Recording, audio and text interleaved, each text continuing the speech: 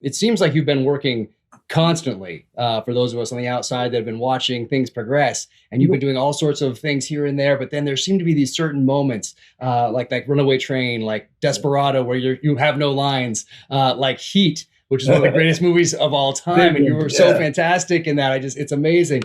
And Con Air, then Spy Kids, which opens you up to a whole new generation, and then of course to Machete, where you are number one on the call sheet. I gotta say to be number one on the call sheet after all those years and after that upbringing and time in prison, and then to have Robert De Niro walk out of his trailer and say, and I can picture it as you describe it in the book, I can just see him doing it the way you describe it, number one on the call sheet. I mean, what did that feel like? Well, let me tell you, when he did that, hey, number one, I'm sitting there staring at Robert De Niro in my movie. All I could say was, can I get you some coffee, Mr. Come on. And it was hard for me to say, yeah, I'm the lead with De Niro, because he was awesome. He was awesome. I mean, and he's such a gentleman. And just, he invited me to dinner. We're doing Machete, invited me to dinner, And so we go to dinner. I take my two kids, Danielle and Gilbert. And Danny boy he was at school. He wasn't working. He was working. He was gone. And so we go to dinner, and I tell him, be cool now. Don't be kids. This is Robert De Niro. The first thing Robert De Niro asked me is something about, he says, how do you say it? He says, Robert Rodriguez is kind of I forget the word he used. Tour or something. Yeah, a tour. Yeah. A tour. And my son goes, oh yeah, I think he's a little more and blah. They start talking. The rest of the night was spent Robert De Niro talking to my son all about the theory of film, the lighting direction, the different modalities.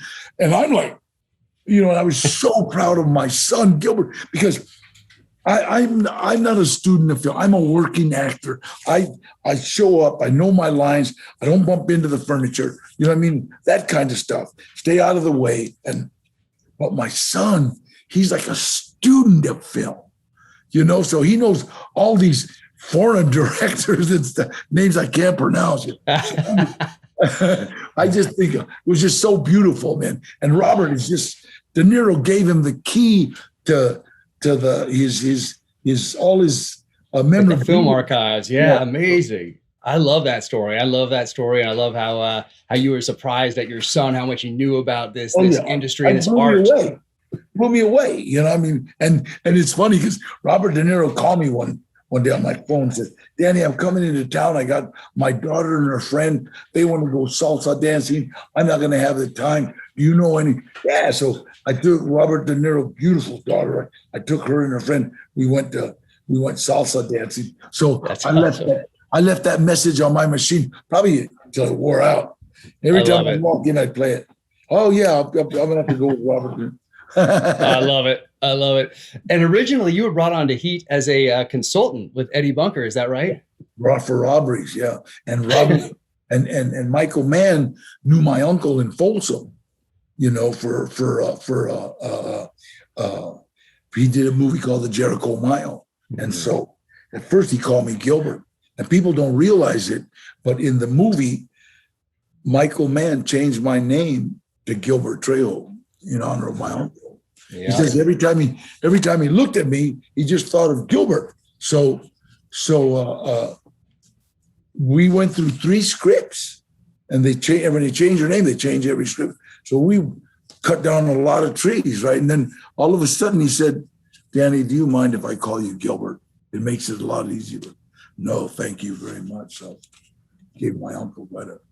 And then you're Gilbert in that film, and that's the way you describe it in this book, how he almost apologetically asks you if you can do that, and then how you took that as a tribute to someone who was obviously very impactful in your life. And I guess good and bad is not really a good way to describe it, but it's. I brought him a picture of my uncle and the union, the Mexican union, and I told him, here, there's a picture of my uncle, but don't let the feds get it. I love that part.